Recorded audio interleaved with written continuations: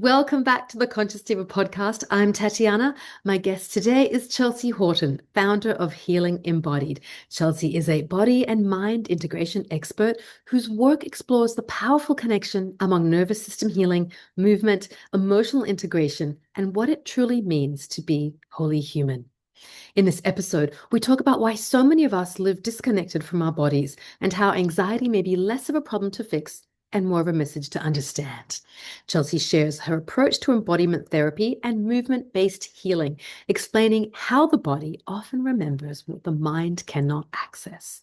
We also dive into the healing potential of practices often misunderstood, including pole dancing. And one of my favorite moments from this episode is when Chelsea generously demonstrates aspects of her healing approach with me as a willing participant, offering listeners a real-time glimpse into how embodiment work unfolds and what it can reveal. If this episode resonated with you, I'd love to know. Please take a moment to leave a review or share the episode. You can also follow me on Instagram at The Conscious Diva and watch the full conversation on YouTube, where you'll be able to see some of the embodiment work Chelsea shares firsthand. Until next time, thank you so much for listening to the Conscious Diva podcast. So good to meet you, Chelsea. Welcome, and thank you for being here today. I'm so excited to talk and meet with you and just see where this conversation takes us. Yeah, awesome. Me too. I recently had a guest Banafshe Sayad, who teaches movement in a very spiritual, a devotional way. So very different to how you teach it, but both quite beautiful in the way that just anchoring in our bodies, learning to embody can really help us heal. And so it's great to talk to you, having a different application of how to work with the body in this beautiful way of healing. So I just love to hear your story to begin with. First of all, I just love that more and more people are coming to this realization that in spirituality, in healing, in mental health, like all aspects of life, our body has to be part of that process. And a bit about my background and how I got here is, I got my undergrad degree in just counseling psychology, just typical psychology stuff, because I felt this pull to want to help people in a meaningful way. And, as many therapists do, like you come from your own childhood trauma, that you're also trying to like figure yourself out and learn, how do I be a healthy person? And so I was just really interested in psychology, but I was also a dancer and a musical theater student. And I remember feeling this pull. It's like, do I go more with my theater dance self and pursue that from here on out? Or do I like continue the path of like mental health? And I couldn't really see myself being just sitting and talking with people, because I knew that movement and dance and expression and the body was important. And so I remember researching like, how do you combine dance and mental health and psychology? And that's when I discovered dance and movement therapy. And I was like, oh my gosh, a way to bridge these two worlds that in our Western culture are still very separate, right? Like in Western mental health, the body and movement and expression is still very separate from For sure. mental health. Mm-hmm. And so it was just this absolute no-brainer yes to pursue this. And I got my degree in dance movement therapy and counseling, which is like a mixture of somatic therapy and creative arts therapy. And you're able to, work as a mental health professional. And so I started working in the field in the mental health system. I worked at a psych hospital, both inpatient and outpatient, and I saw how profound it was to bring movement and embodiment to people who are struggling. And at the same time, I saw how broken the mental health system was. And how I was getting burnt out, and how I was like, wait a minute, I learned all these amazing things to help people heal, but this system is kind of keeping them sick. And so it's like I'm swimming upstream and I'm the only body-based therapist in the whole treatment team. And it was just like, I could feel that this was not a sustainable way for me to do this work. And in 2019, I formed my own company called Healing Embodied, where I get to do embodiment work and somatic healing with people around the world in a way that also fills my own cup and really helps people heal from the inside out. No, that's really beautiful. And I was actually wondering, I'm not familiar with the dance movement therapy, so I did want to ask you about that. So I'm glad you mentioned it because I wasn't aware that that was a real thing, because it sounds like combined practices, but the fact that you actually have a degree and you got it from university is huge. So were you the first? Was that course? And you just said you had to, like, you found it. Like it's almost like you stumbled upon it, the universe gifted it to you. It was that the first of its kind, that this type So of degree. the field, dance and movement therapy, and the degree has been around for over 50 years. Wow. Um, it still seems like this best kept secret in a lot of ways. Most people have heard of music therapy or art therapy, Yes. but dance therapy did not gain the kind of recognition that maybe art therapy or music therapy has. And at the time when I applied, there was like only 6 accredited universities where you could get this degree. Now that's less. Like universities are not having the funding for these programs because they are so small and niche. But yeah, the field had been around for, by the time I entered the field almost 10 years ago. I entered into that degree in 2015. Okay. So at that time, I had, think it just hit 50 years. And so it's still, I was like, what? How did more people not know about this? Yeah, I definitely didn't know about it. And so what kind of movements were you learning to then teach other people who were suffering? Yeah, so it's not like dance in the way that you are learning a prescriptive movement or you're learning a technique or you're learning a style, right? Most people, when we think of dance, you're like, you're going to learn certain ways of Hmm. moving and you're going to master a certain kind of technique and you're going to teach your body to move in this particular kind of way. Right. Dance and movement therapy is helping people access the natural movement or dance that's inside of them. And it's actually how they learn to process and express emotion, Mm. because emotion is energy in motion. And so most people never learn how to move with their emotion. So rather than teaching people how to move, you're helping people unlock the natural wisdom of the movement inside of them. Yeah, I get that. It's really, I mean, that's a sacred act in itself. Yeah. Attuning to that wisdom in your body through feeling and Mhm. hearing the sound, whatever you're playing. I guess you probably chose different music at different times, depending on the people you were with. And when you start to attune and feel, you allow your body to loosen up and just move your shoulders or move in ways that you probably didn't even realize you could move and unlock, right? Unlock things stored in the hips or wherever. So just explain, you're getting excited then. Explain that process. How does that work? Well, I'll just share about what it looked like for me because, this program is very experiential. It's very hands-on. They're like, if you're going to guide other people through this process, you need to go through Yeah. it yourself. And, I came in as a dancer, right? And so I was like, okay, I'm going to learn how to dance more. And it was not that. So, like, as a dancer, even as a dancer, you're like, okay, how do I look the best? How do I move in a way that looks good, that is, has technique? How Mm. can my movements look good from the outside in? Very like outside in kind of movement. Yes. And through this process, I realized like how much I was overthinking my movement. I was overthinking my life. I was overthinking my choices. Like the movement was just the microcosm for actually how I was living my whole life. That I was overthinking everything. And I was actually very rigid in a lot of ways. Like the Mm. way that I thought and the way that I moved through life was very rigid. I came from a very conservative Christian upbringing. So a lot of fear, a lot of shame, a lot of perfectionism, a lot of self-management, a lot of self-criticism. And that showed up in every area of life.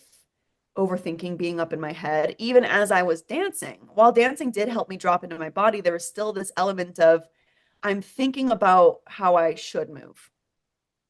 What's going to look good? How do I dance well? And through this process of actually tuning into my body and my felt senses, I learned to move in ways I never had before because I was allowing my body to move for the sake of movement, not to look good, not to even just like be on beat, but like, how does my body actually just want to move without me telling her how she should move?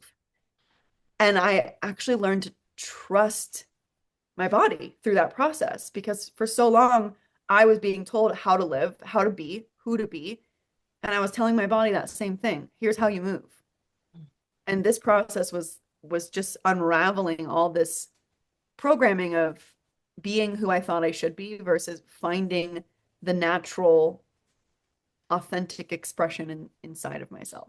Yeah, I would imagine it was a very liberating moment or series of moments, experiences that guided up to that, where you probably had an epiphany with your eyes closed. Whoa, Yeah, yeah. this is a different okay, this is actually moving, dancing for me. Yeah.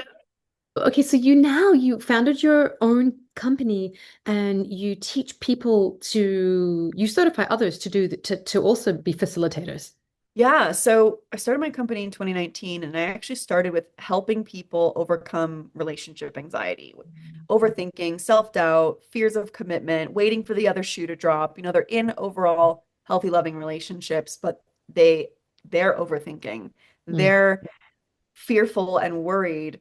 And that was something I had been through really intensely. And for me, dance and movement therapy or movement embodiment helped me unravel that without even me particularly targeting that issue in my life. It was just like coming home to my body and learning to move with the energy and get out of my head and let my body process old trauma. That naturally allowed me to feel safe to commit to my husband. We just celebrated 8 years of marriage. Mm. And so I was like, I wonder if other people go through this issue. And the response was overwhelming. And so I was applying embodiment work and movement to other people who were experiencing relationship anxiety and taking them through the process that I had brought myself through.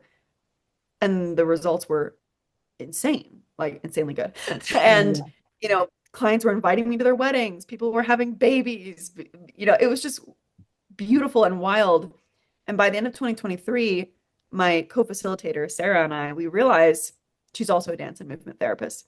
We realized that we were actually doing something beyond what we were taught in dance therapy. We were doing something unique and different based on our attunement to our clients and our own unique approach to this work. And we realized that we actually had our own unique methodology of embodiment and expression and trauma processing and nervous system work.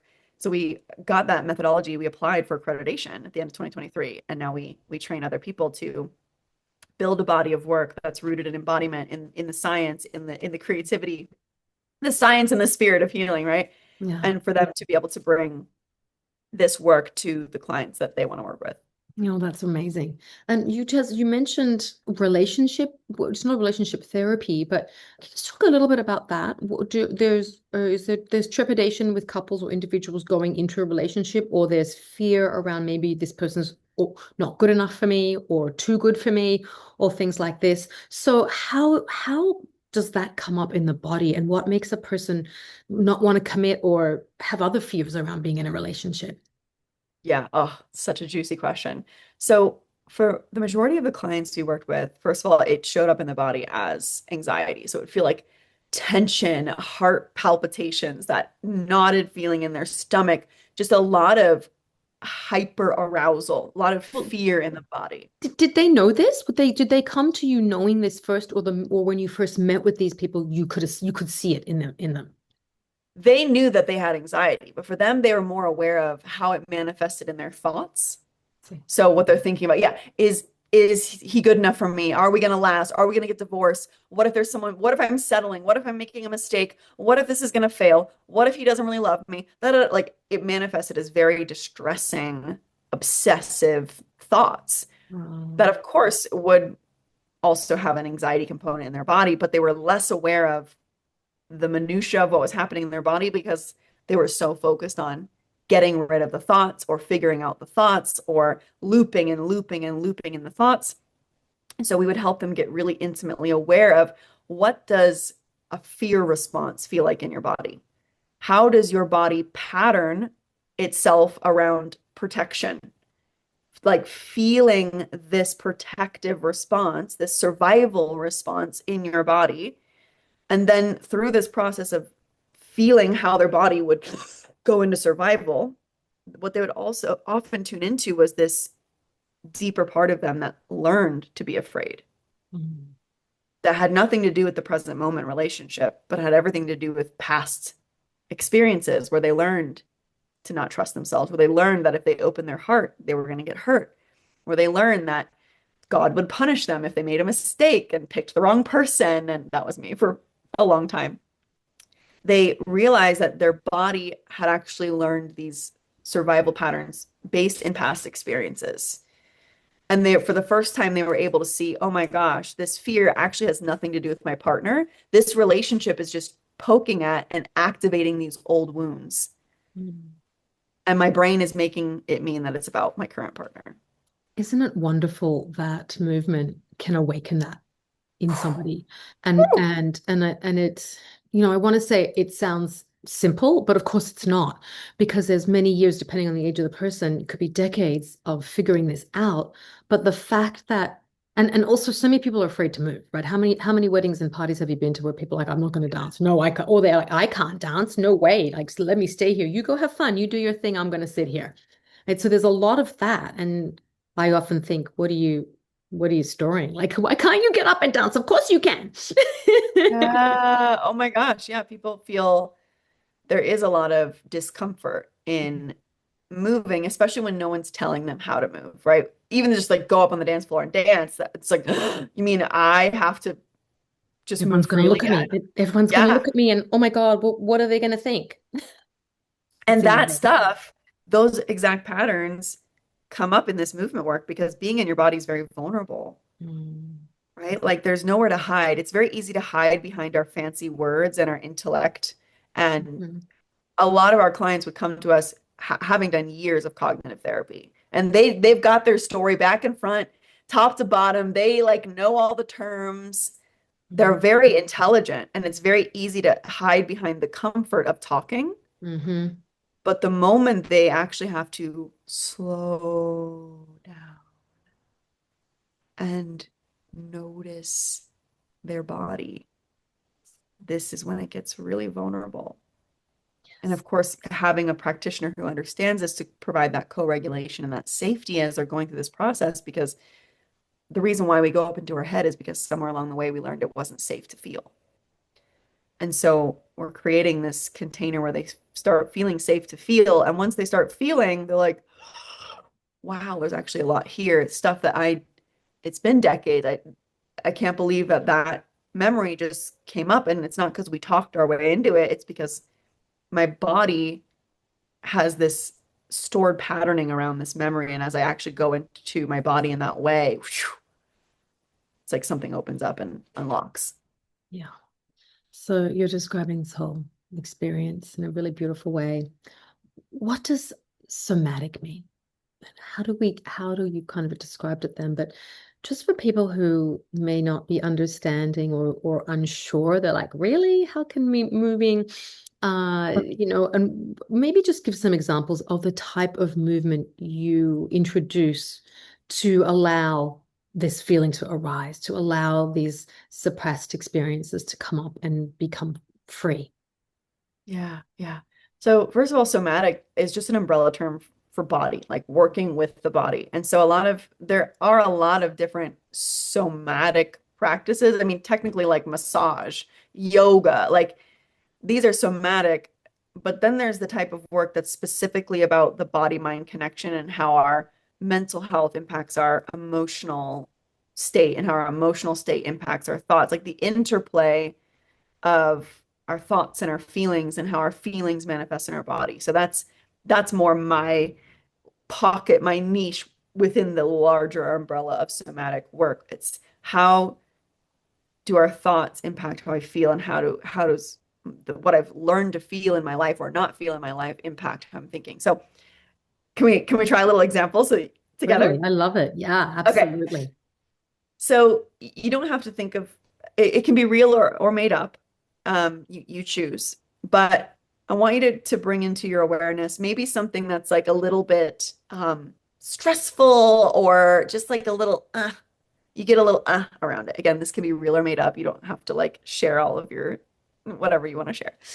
Um, so yeah, take a moment to call that to mind again, whether real or made up for the purpose of this.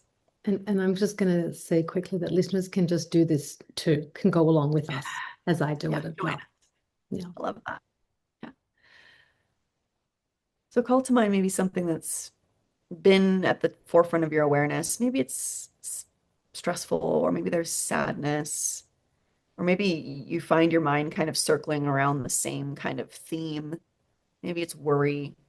And even as you begin to bring that, and is there something you wanted to share about what's here? Oh, I know exactly what it is. And if you don't want to share it out loud, you don't have to, but if you Oh want no, to, I'm totally cool with sharing. I just also wanted with listeners to also experience as you were speaking as well. But yeah, no, I know. If you'd like me to share, I'm totally good with that. yeah, just give us a little nugget of a piece of that. So I'm getting divorced. I'm not divorced yet, but I've been separated for a year and a half. And so the feeling, and in the first 8 months of that, I had my right side, my leg on my just was holding. I was married for 28 years. So a lot was coming up on the right side, old patterns that had to release that I was just holding. And it took a lot of yoga and movement. I'm very attuned to that. So totally get what you teach. And I couldn't even get into a pigeon pose. It would hurt so much, it would activate tears. I would cry and cry and cry from what was being stored, what was rising up on the right side through, coming through my hips. And I would literally just be in this state. Now that's moved through me. Thank God it's out. I can totally open up my pelvis and move my legs and I have full mobility again. But as you were asking that question, so I was feeling into that, going, yes, confirming that's moved through. But in my heart space, Mm. I still carried this anger, and it was my decision to leave. But this feeling where every now and again it'll arise from something that he triggers in me, and I'll literally just give air fucks. It just literally triggers this automatic, and and I kind of just go, okay, what is that? All right, I need to like, Yeah. what's this area of my body in my heart space storing that's triggering this response that really needs me to just let it go in a Yeah. way that's quite like forceful, you know? Beautiful awareness, beautiful awareness. So, yeah, let's take a moment to focus in on that area in your body that really lit up with sensation. So, you said for you, it's your heart space. Maybe for someone else listening, it's their throat, their chest, their stomach, their shoulders. Just really slowing down and paying attention to what lights up, any sensations that you really notice. So begin to notice that area in your heart space and begin to become curious. What are those sensations like? What's the temperature? Are they moving? Does it feel dense and solid and stuck in one place? How much Mm. space? Yeah. So the What do you word that notice? arises continually for me is caged, Ooh, caged. Okay. caged, caged, caged. And thank Caged. you for guiding me through this because it's different when you have someone else doing it for you versus Oh yourself. my gosh. Absolutely. So just notice that caged sensation in your heart space. Does it feel like a small area being caged, or like your entire chest? Notice if that cage has a color or a particular shape. It's white. It's white and it has like a songbird in it. It's like a representing this like aspect of myself that like wants to just be free, you know? It's this beautiful, like you see those Chinese songbirds. They're covered in Mm. a cloak in the morning and they take them off and they all sing together beautifully. It's like that sort of cage and bird. Yeah. So there's a songbird that wants to be free and expressed, and then there's the cage. Mhm. And as you feel into this experience, notice what the bird feels like being in the cage. And notice what the cage feels like being around the bird. Actually, two different parts here. Yeah. Well, when she sings, when she's making her sound, The gold, the white, it changes to like this gold, like it vibrates, becomes this golden, like almost the voice inside of the bird has the ability to dissolve the cage to be free. So it's like, that's quite a strong image. Yeah, yeah, yeah. And I want to get to know the role of this cage around this songbird. 'Cause it's like this bird wants to be free. It's powerful. It's so expressed. But there is a cage here. Mm-hmm. So we want to get curious about this cage and ask the cage as if it had its own consciousness. What are you trying to protect or guard here? What are you trying to protect? Oh, it was the reflection of the way I felt in my marriage, caged, held, Caged. Mm, not necessarily trapped, but contained. tamed. Yeah, And it was an evolution over time. It was not something right. that I stepped into when I was first married. It evolved into that scenario. And what's coming up now as you reflect on this cage and feel into this feeling? Mm. Quite beautifully, the door opened, Okay. had this beautiful opening, like, and it's like the bird can hop down from the perch and she's like looking with hesitation uh, Uh, to come out, to be free. Is it safe? Is it safe to leave, to go out, into the world? So I want to play with the embodiment of this bird who's been Mm, in this cage beautiful. for a long time. And so what I might do with you from here is like, okay, let's embody this bird that's kind of moving forward, going back, looking around. You want to try that or Yeah, I'm up. okay. I'm up for it. Do you Yeah. need me to stand and That's take up to you. headphones Yeah, and listen, stuff off? listen to your body. Yeah, Yeah, if you're like, I want to stand, then stand. yeah, tell me, yeah, go for it. Guide me. Thank you. So I want you to feel into this bird that's stepping out of this cage. Mm-hmm. And I want you to imagine that this bird could borrow your body. Mm-hmm. That we're not just looking at the bird or observing the bird, that now the energy of this bird can borrow your body to give Mm. this bird full expression of this process of coming out of this cage. Oh, I love it. It's already happening. I can feel Yep, like the yep, way a bird sits on a branch and is kind yeah, of looking around. I feel it yeah, in my yeah, legs. Yeah. yeah. Just follow any impulses to move. And I'm just going to give you full permission and space Yeah. to just let this movement unfold. Yeah. No, it's cool. I can totally feel that. Like, oh, looking, is it safe? Is it safe? As if there's like a cat down below or something, it's birds can sense the Yeah, danger. So it's yeah, like that sort of thing, like, oh, it's about to lift off, but getting ready, like the wings are getting ready to kind of yeah, take flight and, go, like soar, uh, yeah, activate this potency within and just let this bird kind of move around, It's like, so it's quite a cool feeling, actually. I love this practice. yeah. So feel kind of Mm. that the two different dances happening. The am I safe? Mm. Is it okay? The little bouncing. Am I safe? Yeah. Okay. And then Mhm. feel the wings wanting to Mhm. spread. Mhm. Just let your body kind of go back and forth between those dances. Okay. Like, am I safe? And I just want to fly. Yeah. Yeah, it's a really liberating feeling, actually. That's quite beautiful. Mm. Feel those arms opening. Oh, I feel like I need to have like ISIS wings. Yeah. Or like a big couple of huge scarves on me or something, to like Yes. allow them to Yeah. flap around. That's how it feels. I'm somewhat limited with the space I'm in now for this recording, but yeah, I totally feel it. I totally I Feel, can sense, or embody imagine it. those. Mm. Yeah. My imagination's just letting me like really go with it. It's great. Yeah. Yeah. Trust that creative Yeah, process. it's beautiful. And it's kind of moving around in the sky and a blue day and just crisp air, no obstructions, just the freedom to open up the wings and just to be. And there's this hesitation of, oof, there's the cage. Do I need to go back or do I land on a tree and sit, be free? like sit on the branch. Like that's the look, the sort of the vision of the bird. It sees the cage with the door open, but it's like, not going back there. No, Yeah. like that.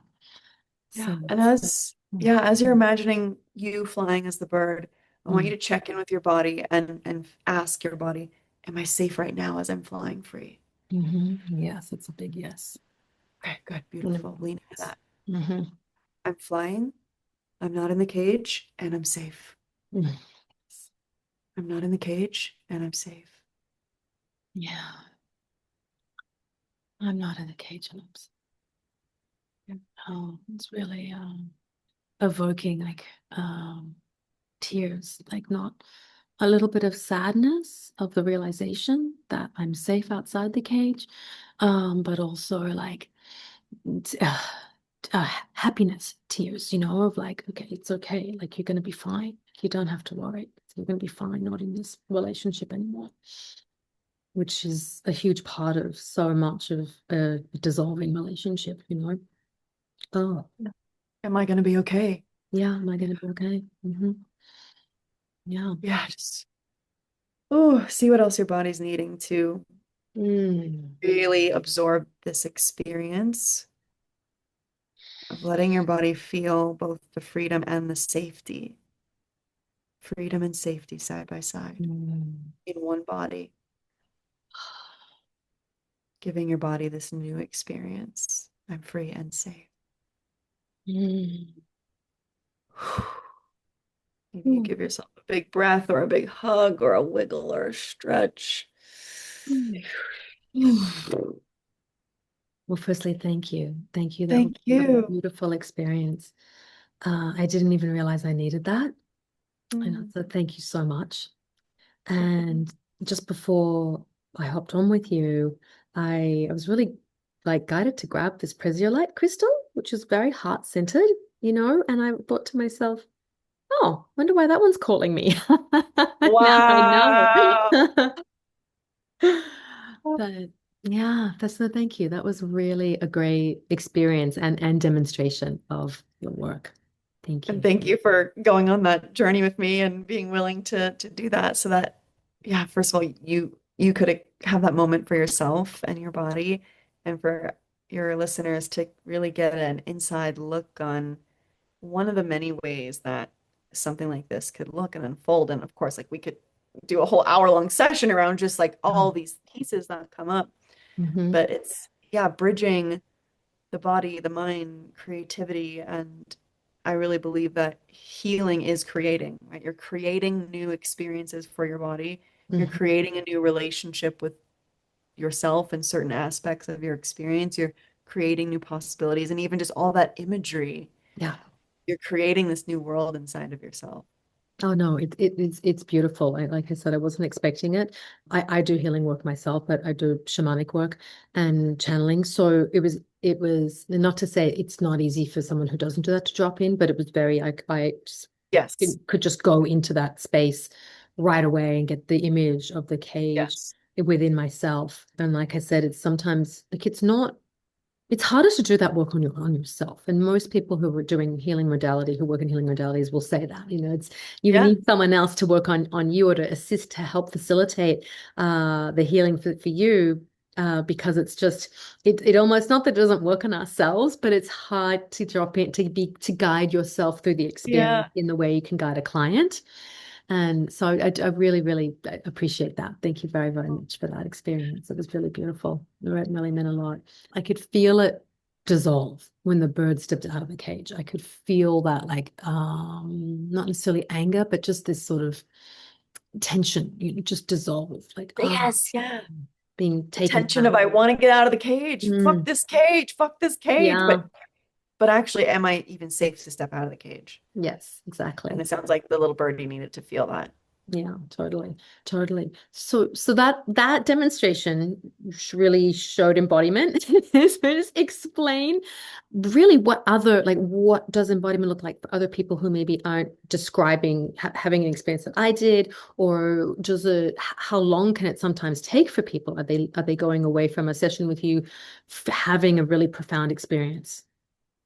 Yeah, so I'm really glad that you spoke to the fact that, like, because of all your own inner resources, and I could feel that so deeply, because of all the work you've done with yourself, it was very easy for you to drop in. There wasn't all this resistance and fear and protection against your own embodied experience.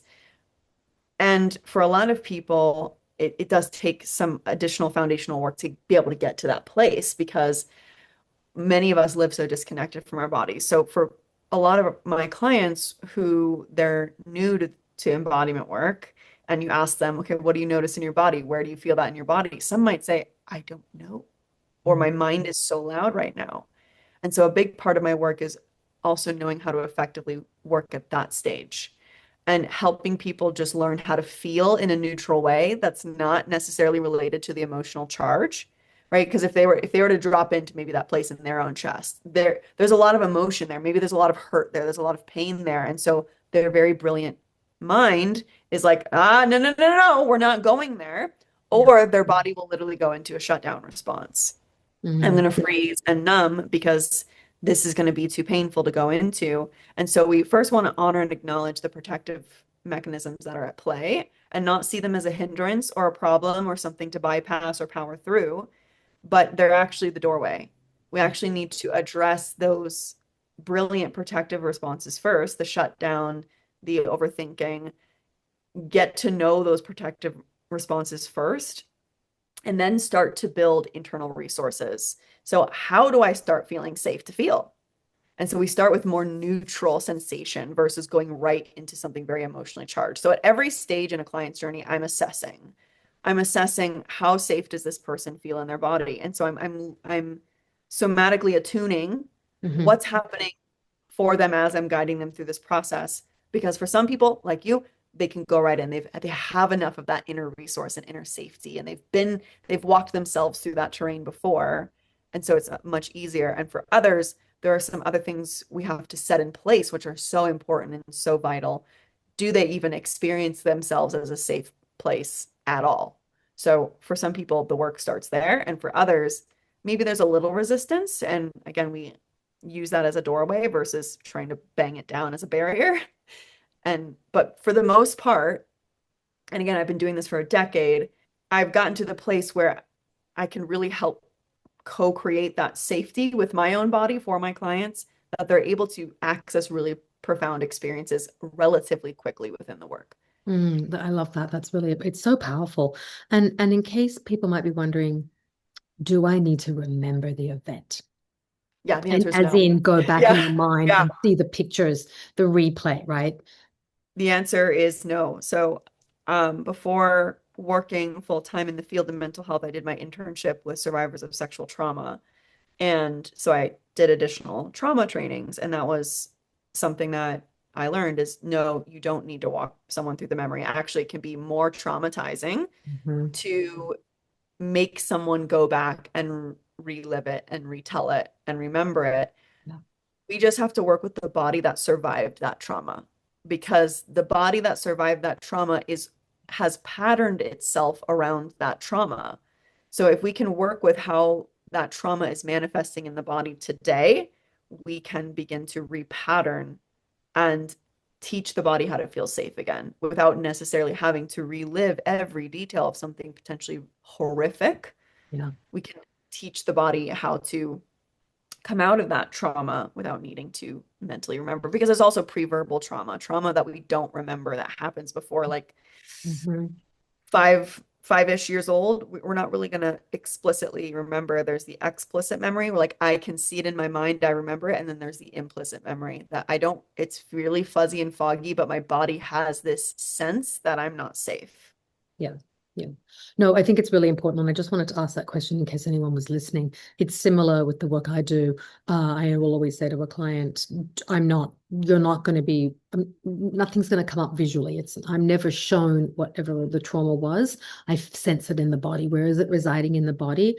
And it could be decades ago for some people. Uh, And it's literally, it'll show up, present as a glow or a sensation, which I'll feel and see. And then I can pinpoint the decade, whether it was early childhood or later in life, that this thing happened that created it's like an emotional residue or emotional scar that's on the body that the body holds. So when you ask the question to me and to listeners, where do you feel it in the body? It's such a critical question.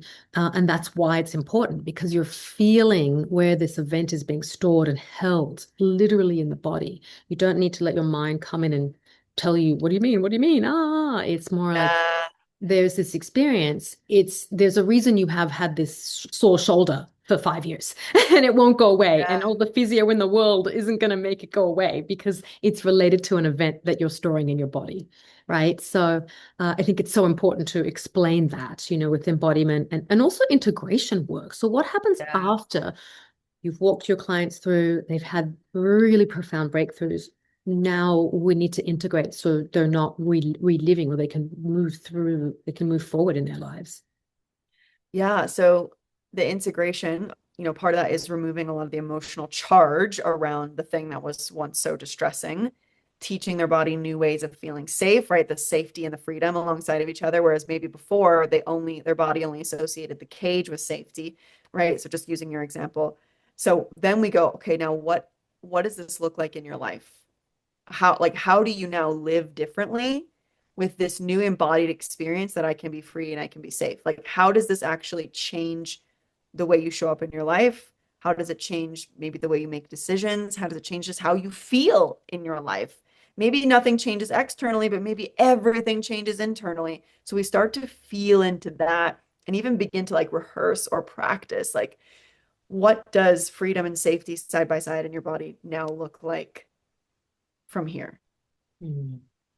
And so anybody that might be watching this might be noticing the pole in the behind you in your living room. So they might be thinking, do I have to get on a pole and pole dance? I've got two. I'd love for you to explain the liberating feeling of the pole dancing or using the pole as a vehicle, because this is a very, I feel like, a misunderstood prop. There's actually quite a rich history to the pole. It's been used in many cultures and in ancient India, also in China. And so it's really in more modern times that it's become, a strip club type of apparatus, really. Yeah, so for me, pole dance was my way of integrating or reclaiming my sexuality, my sensuality, being raised in a very conservative religious background, purity culture, a lot of sexual shame, never being allowed to see myself in that way or express myself in that way or feel sexual or sensual or feel liberated in myself as a sensual being. I I didn't go into pole dance with that in mind. It's not like I wasn't like, I'm gonna start pole dancing so that I can bring this part of myself to life. It literally kind of just fell into my lap where my husband and I lived in LA at the time. There was just a pole dance studio right around the corner. And it was like this part inside of me, this not fully integrated part inside of me, this shadow side that never had a chance to come out and play in the light was like, ooh, I'm interested. I want to try. And I actually took a chair dance, an exotic chair dance class at first, and then it turned into pole, and I absolutely fell in love.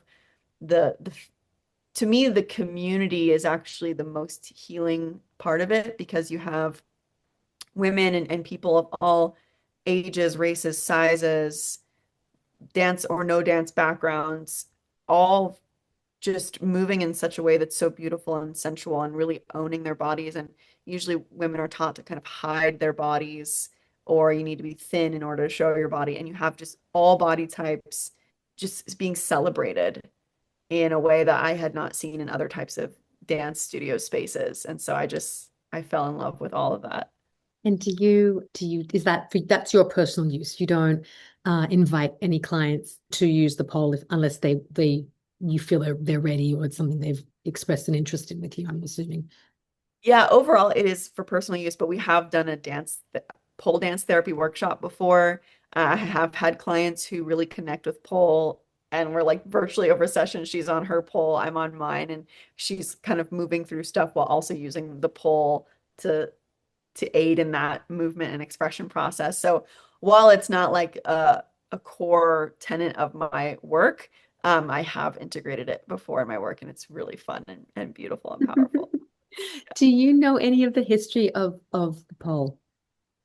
I mean, I know the some of the Western history, right? Like sex work, strip clubs, but I'd love to hear Okay. your like approach, your angle with India Oh, I and mean, like, yeah, it was a vertical pole was used actually for tonification of the body, for strengthening abdominal, legs and things like this to really use the body in a different way to strengthen. And then that crossed over into India, into China, where it's used or was used. I think we still see this maybe in some acrobatic things. I mean, you so clearly see it in Cirque du Soleil being used, and the strength of those performers is quite remarkable, actually, how they're really, using their legs and lifting other acrobats with their arms as they're holding on their body, their legs are holding on for support onto the pole. So that comes from more of that sort of historical background, which moved into modern times, modern Western times, which became used more in strip clubs or in the sex worker world as a almost like a performance-based item, like performance art in a sense,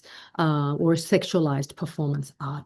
So it quite different. But I was curious how you were integrating your therapies with that. And I assumed it was for personal use as well. But you have picture like you've got videos of yourself on your Instagram, using it and looking very, very free and liberated, and like you're showing what enjoyment you can get, from your body and just this uninhibited world. It's quite a beautiful experience. So I can imagine with all the other, were there men too? Or is it mostly women that are dancing together and supporting each other when you're in these classes?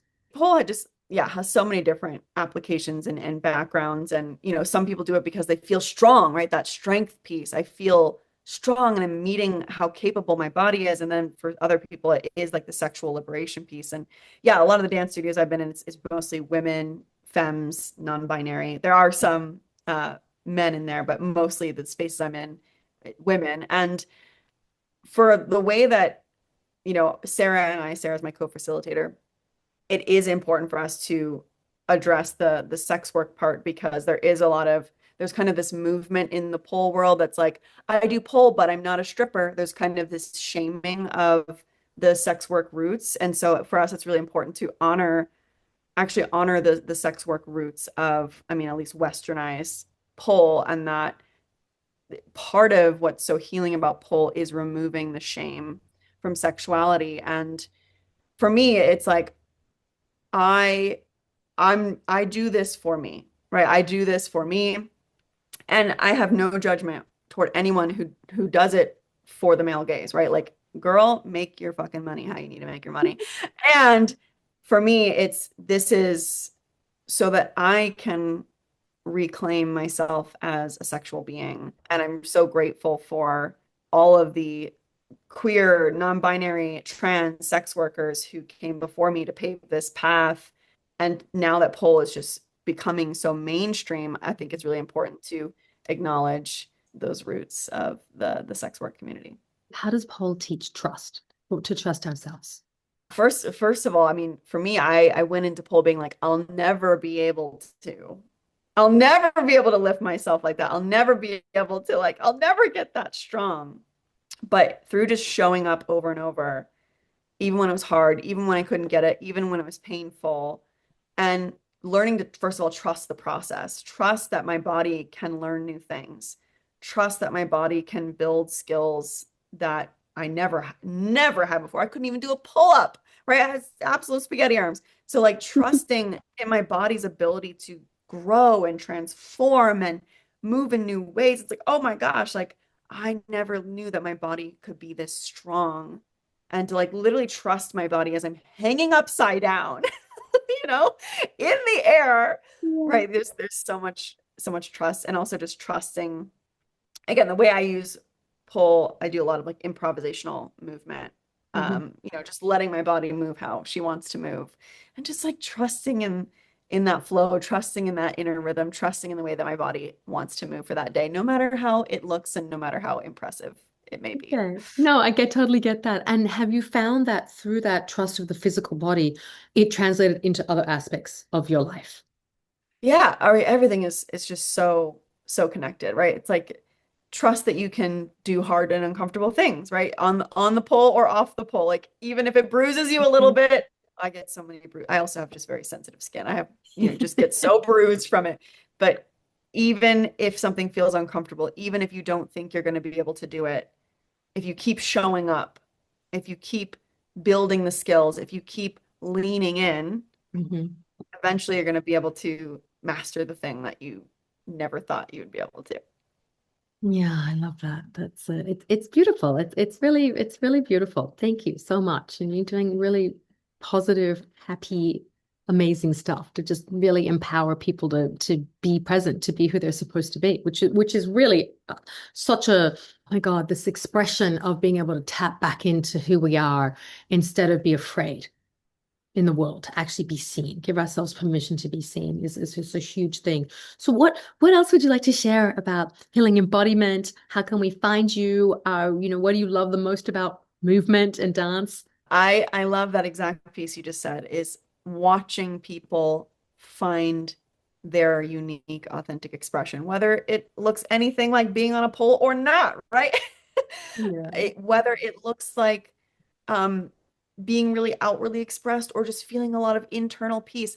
It is the most beautiful process to witness people unlock who they are instead of who they learned that they had to be in order to be loved, in order to be worthy, in order to be accepted, in order to be safe, right? It's a lot of it is unlearning, Mm. and our mind is very clever in keeping us stuck in these roles and identities of who we think we should be, and the body is often what liberates us from those very rich from those cages, right? We all have our own cages, and for to watch people step out and feel safe, to be free, to be liberated, to be themselves. So that's always my favorite part. And there's just so many different ways that that looks for people, whether it's in relationships or in their career or just in their day-to-day life and their expression. It's my absolute favorite thing to witness. It's magic.